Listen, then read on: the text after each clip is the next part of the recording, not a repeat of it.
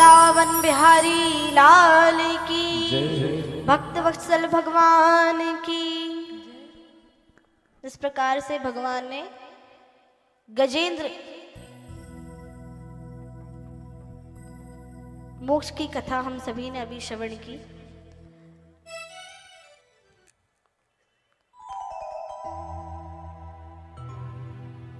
कथा आती है समुद्र मंथन की।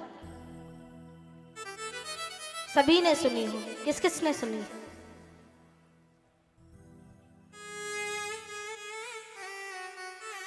ऐसा क्यों प्रतीत हो रहा है कि भैया लोग सो रहे हैं?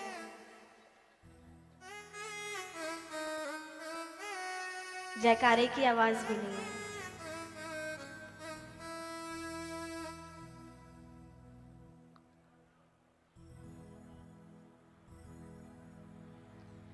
देखिए, समुद्र मंथन की कथा आती है। एक बार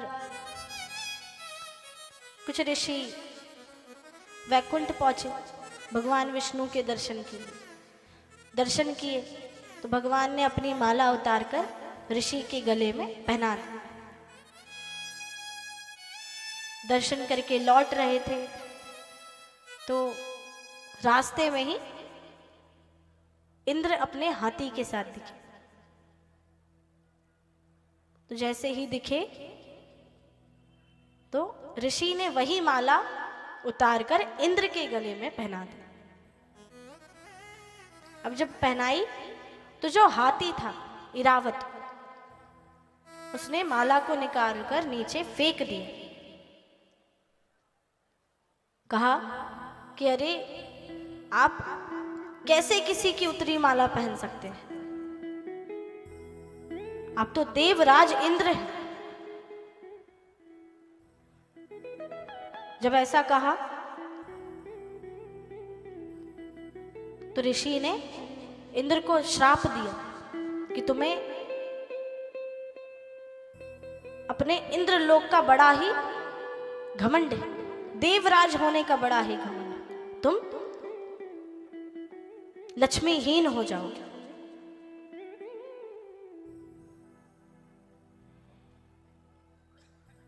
जब श्राप मिला तो जैसे ही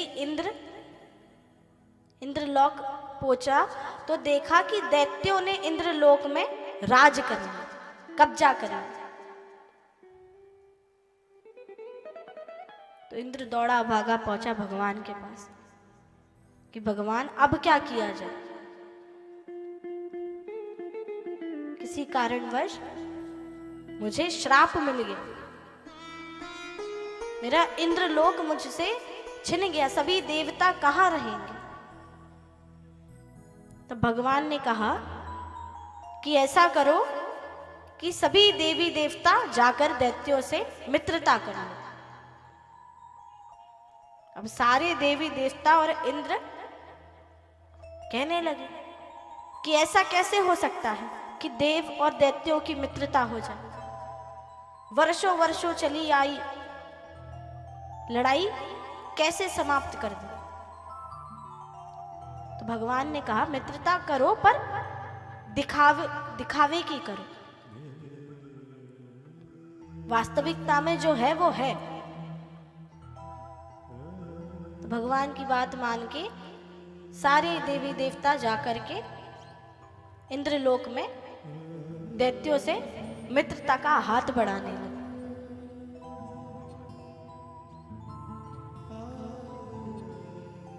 तो दैत्यों को लगा कि वर्षों वर्षों चली हुई लड़ाई कैसे समाप्त हो सकती है? देवता और इंद्र हमसे मित्रता कैसे कर सकते हैं?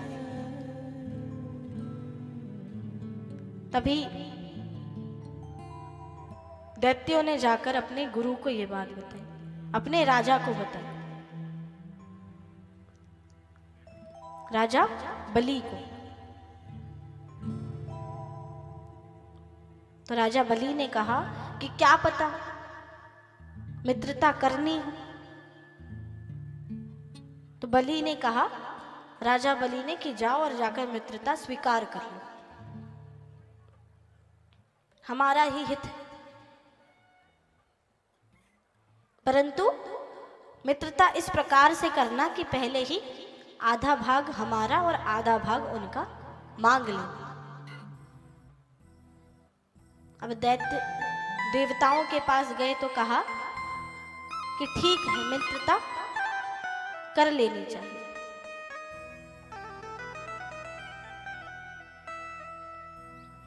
तभी पता चला कि अमृत कलश निकलने वाला है। तो अमृत कलश के लिए पुनः दैत्यों और देवताओं में युद्ध छिड़ गया कि अमृत के असली हकदार तो हम ही। दोनों तरफ से एक ही आवाज आ रही थी कि अमृत हमारा होना चाहिए, अमृतपान हमें कराना चाहिए, क्योंकि देवताओं के पास तो इतनी शक्ति है कि वो अपना बचाव कैसे भी कर सकते हैं। अब जब युद्ध छिड़ गया तो भगवान ने कहा कि समुद्र मंथन करना चाहिए। तो भगवान ने समुद्र मंथन के लिए कछुए के ऊपर मंथन प्रारंभ करवा दिया। अब जैसे ही मंथन प्रारंभ हुआ तो सबसे प्रथम में विष निकला।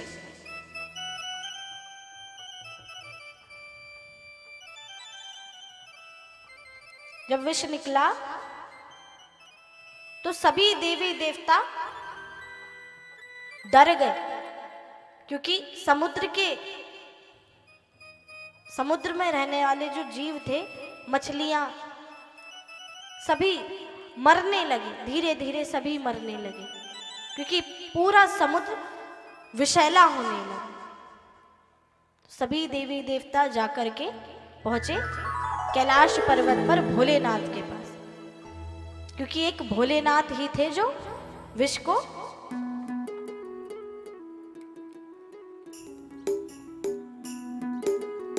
ग्रहण कर सकते थे, जो स्वयं ही सर्पों की माला धारण करते हैं, बिच्छू ततैया धारण करते हैं। उनके लिए ये आसान था, परंतु जो पार्वती मैया थी उन्होंने मना कर दिया। उन्होंने कहा कि आप विष ग्रहण नहीं करेंगे। तो सभी देवी देवताओं ने मिलकर भोले बाबा की स्तुति करी। देव देव महादेव, भूतात्मन भूत भाव, त्राहिना शरणापन नाम त्रिलोक देहनाद विशाल। जब भोलेनाथ की प्रार्थना की तो भोलेनाथ सभी देवी देवताओं के साथ पहुंच गए समुद्र के किनारे, और पीछे पीछे पार्वती मैया भी भोलेनाथ के साथ समुद्र में जा रही, प्रवेश किया।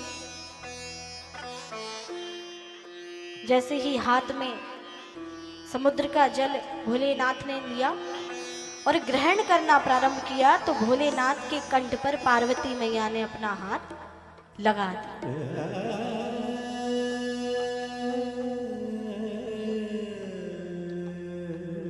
इस प्रकार से भोले बाबा का एक नाम और पड़ा, नीलकंठ। बोलिए नीलकंठ भगवान की